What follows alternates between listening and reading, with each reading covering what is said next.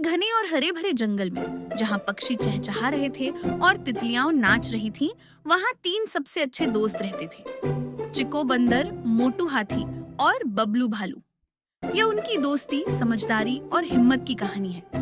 एक दिन चिको बंदर, जो हमेशा शरारती और खुशमिजाज था, पेड़ों पर झूलता हुआ आया और सीधे मोटू हाथी की पीठ पर कूद गया। उसने कहा, अरे मोटू भाई, चलो आज सैर पर चलते हैं।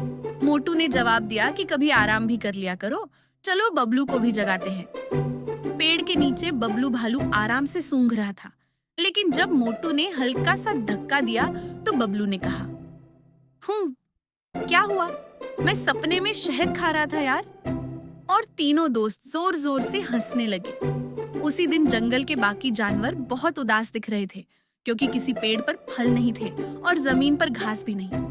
चिको ने पेड़ से झांकते हुए कहा कि उसने देखा है कि तीजा चीता सारे फल चुराकर अपनी गुफा में छुपा रहा है। सच में तीजा चीता अपनी गुफा में फलों के ढेर पर बैठा था और कह रहा था, यह सब मेरा है, अब मैं हूँ जंगल का राजा।